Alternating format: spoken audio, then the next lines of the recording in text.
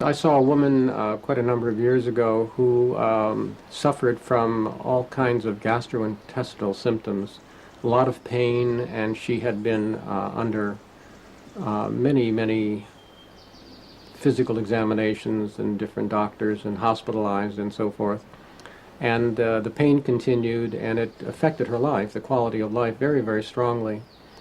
And she came in for the initial session, and we talked about, her life, and it was clear that she had an out-of-control pusher.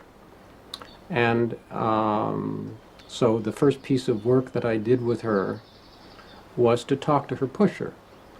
This is the method of voice dialogue, in which we literally have the person move over and we carry on a conversation with these different selves that we've been talking about.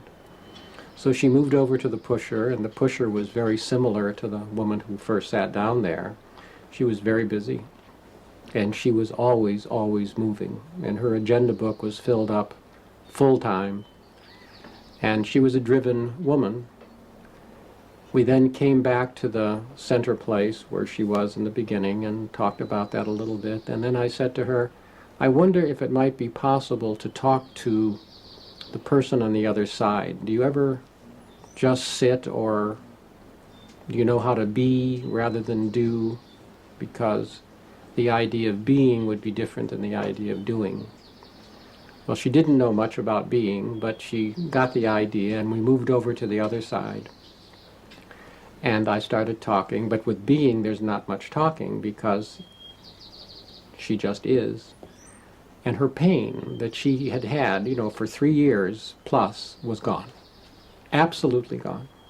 I mean, 24 hours a day, 7 days a week, 3 years, severe pain in the abdomen was absolutely gone.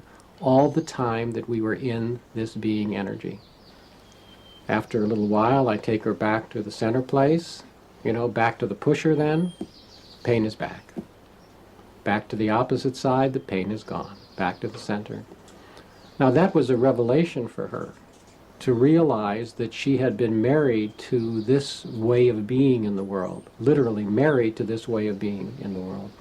And it had a consequence, and the symptoms essentially cleared up out of that ability to be quiet like a hummingbird, which had never ever been made available to her before.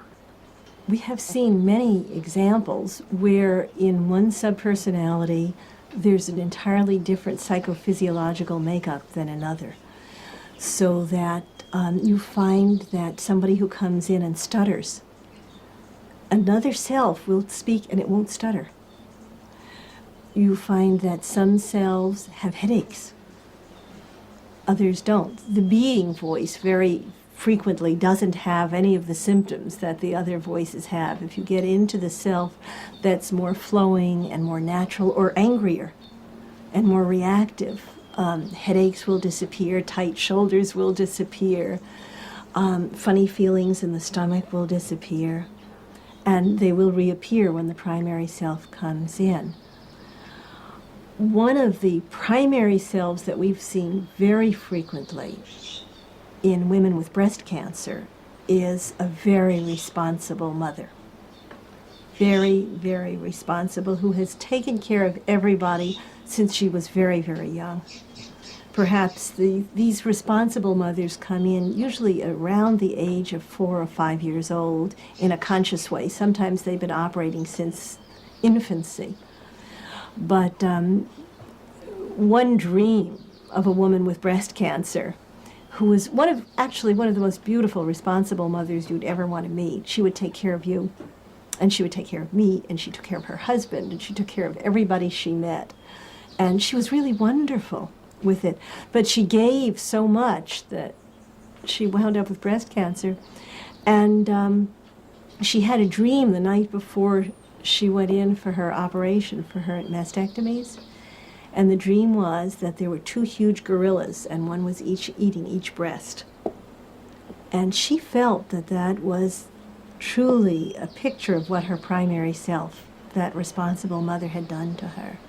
I've heard of other women who've had breast cancer have said, okay, they've taken my breast off, I don't have to give to anybody anymore. And the loss, literally the loss of the breast signals the end of that primary self, where they've literally said, I've done enough for everyone. Now it's time to take care of myself.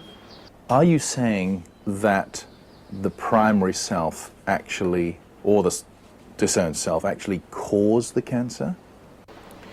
I wouldn't go so far as to say that, but there seems to be some relationship. And there are some particular primary selves that we do see associated with particular kinds of illness. An out-of-control pusher is not infrequently related to some kind of problem with the heart or with migraines. A perfectionist will very frequently have migraines because of the effort. And then you switch out of the perfectionist and suddenly the migraine clears up and the eyes clear. Has there been any cures of diseases through the application of your techniques? I don't like to claim anything like that, but we certainly have seen that people who have separated from primary selves have lost particular symptoms that were troubling them earlier. You can almost tell when the primary self comes back. I remember for a period working with a woman who had a totally out-of-control inner critic. We've talked about this inner critic, and the inner critic can give lots of symptoms, lots of physical symptoms, because it's on you all the time. It's like the vultures eating your liver. And this woman, whenever her critic got out of control, would develop intractable headaches. Absolutely intractable headaches. And when we would work with her critic and separate her from the critic, the headaches go away.